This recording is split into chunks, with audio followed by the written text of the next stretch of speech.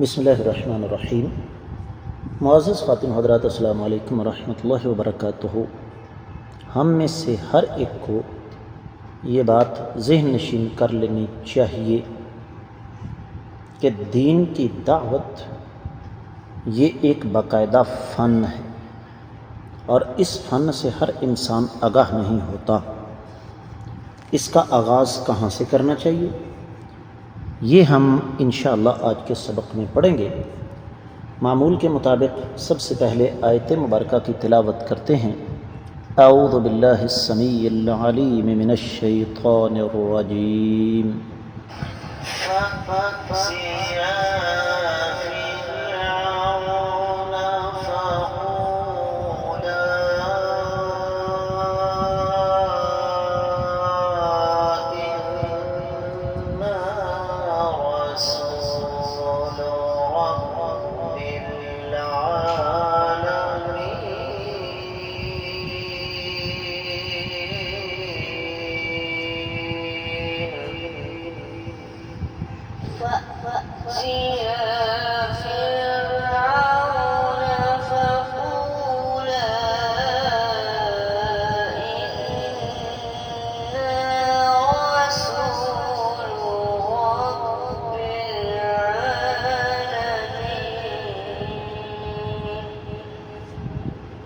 معزز خاتون حضرات، رب کائنات کی پاکیزہ کتاب قرآن مجید 19واں پارہ سورۃ الشعراء آیت مبارکہ ہے 16۔ تذکرہ چل رہا ہے سیدنا موسیٰ علیہ السلام کا، اور پچھلی آیت مبارکہ میں ہم نے پڑھا کہ رب کائنات نے سیدنا موسیٰ اور سیدنا ہارون علیہ السلام دونوں کو یہ حکم دیا کہ آپ فرعون کے پاس جاؤ۔ یہاں پر فرمایا فَأْتِيَا، پس آپ لوگ آؤ فرعون کے پاس، فَقُولَا، پس دونوں یہ کہو، اِنَّا، بے شک ہم، رسول، بھیجے ہوئے ہیں، رب العالمین، اس پروردگار کے جو تمام جہانوں کا مالک ہے۔ بامحاورہ ترجمہ، تم دونوں فرعون کے پاس جا کر کہو کہ بلا شبہ ہم تمام جہانوں کے پروردگار کے بھیجے ہوئے ہیں۔ امام ابن کثیر رحمہ اللہ نے حسب معمول یہاں پر کوئی لمبی چوڑی تفصیل بیان نہیں فرمائی، فرمایا کہ یہ بالکل وہی انداز ہے جو پیچھے گزرا ہے، اِنَّا رسول ربک، کہ ہم دونوں میں سے، ہم دونوں ہی اللہ ملک العلم رب الجلال والاکرام کے بھیجے ہوئے قاصد ہیں، اللہ تعالیٰ کے بھیجے ہوئے پیغمبر ہیں۔ دیگر کتب تفاسیر کا جائزہ لیا جائے تو اہل علم یہ فرماتے ہیں، خاص طور پر مفسرین کرام کی ایک مخصوص جماعت، جن میں مقاتل بن حیان، امام بقائی، امام ابو سعود، مادی قریب میں امام سعدی، امام زجاج، اور اسی طریقے سے امام واحدی وغیرہ، انہوں نے پھر یہاں پر ایک لغوی بحث کی ہے جس پر میں بعد میں بات کروں گا۔ معنی القرآن میں امام اخفش نے، غریب القرآن میں امام ابن قتیبہ نے اس پر لغوی طور پر بڑی تفصیل بیان کی ہے، لیکن جو اصل بات اس آیت مبارکہ سے ہمارے سامنے آتی ہے وہ امام بقائی نے نظم الدر میں کی ہے، دیگر مفسرین کرام نے بیان فرمائی ہے، اور وہ یہ ہے کہ سیدنا موسیٰ علیہ السلام اور سیدنا ہارون علیہ السلام کو یہ حکم ملا کہ ہم اپنی مرضی سے نہیں آئے، نہ ہمیں تم سے ملنے کا کوئی شوق ہے، بلکہ ہم تو اللہ کے بھیجے ہوئے قاصد ہیں۔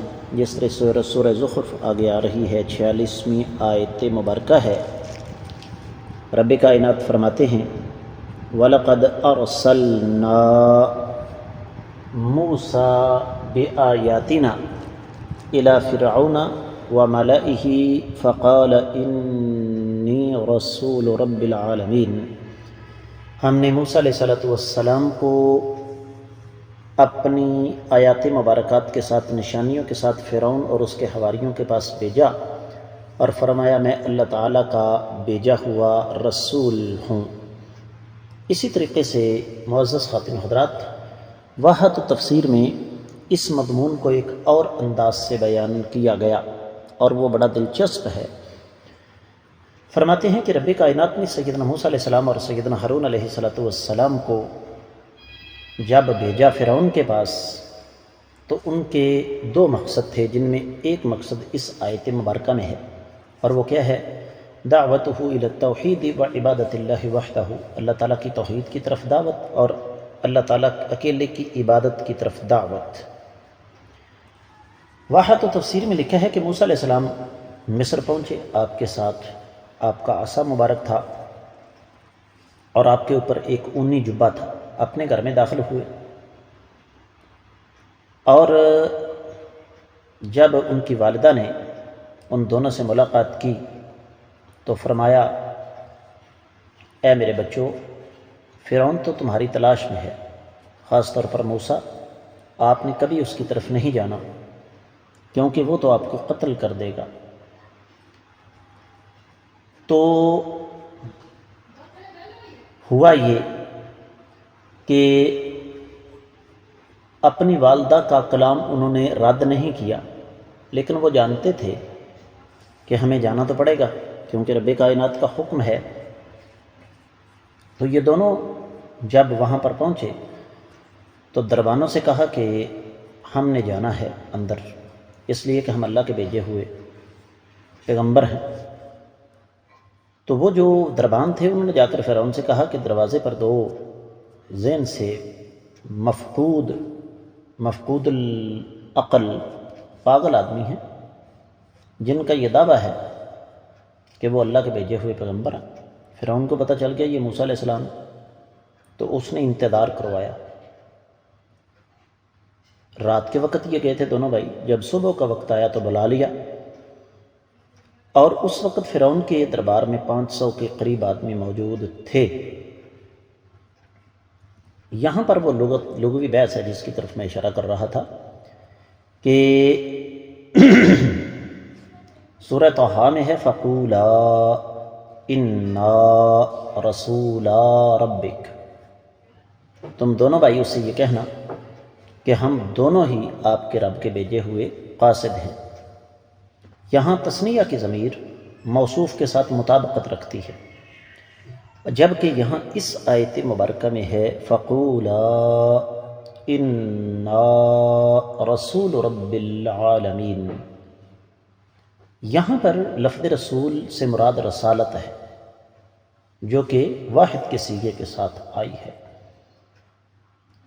اور سیدنا موسیٰ علیہ السلام اور ہارون علیہ السلام کے جانے کا مقصد یہ تھا کہ فرعون کو یہ بتایا جائے بین سطور کہ تم رب نہیں مربوب ہو، توحید کی دعوت۔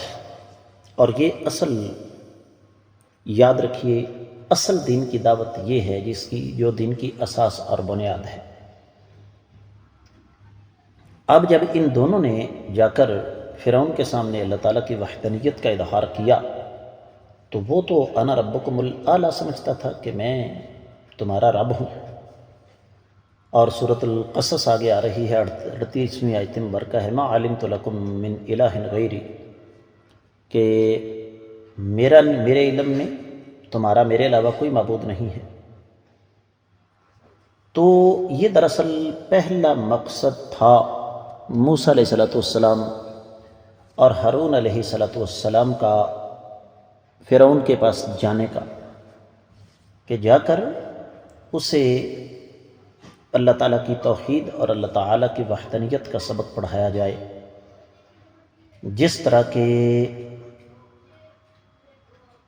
ہم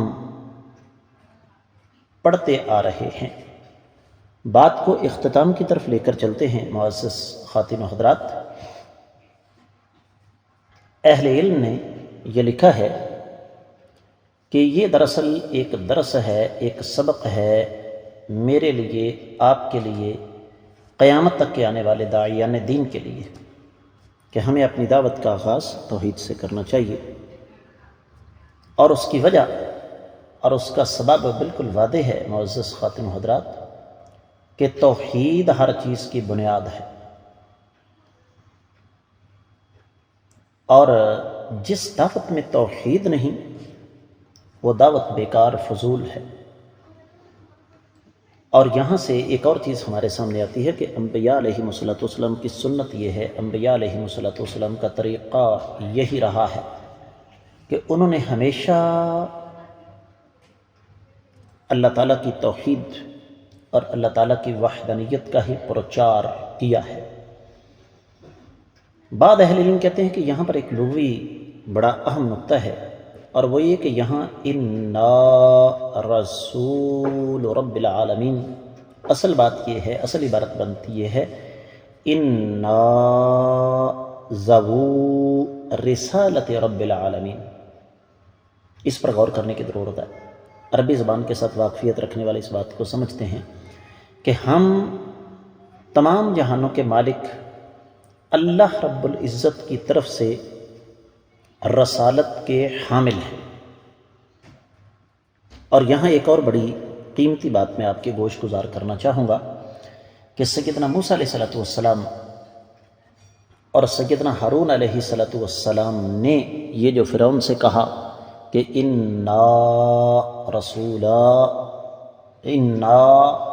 رب العالمین، اس کا ایک معنی یہ ہے کہ اے فرعون، ہمیں تمہارے پاس آنے کا کوئی شوق نہیں تھا، رب کائنات کا حکم تھا، ہم تمہارے پاس آ گئے، تمہارے پاس اللہ کا پیغام لے کر آئے ہیں، ہم اپنی کوئی بات سنانے کے لیے نہیں آئے۔ امید ہے کہ انشاءاللہ یہ آیت مبارکہ آپ کو اچھی طرح سمجھ آ گئی ہوگی۔ اس کے ساتھ ہی آج کے سبق سے اجازت چاہوں گا۔ السلام علیکم ورحمۃ اللہ وبرکاتہ۔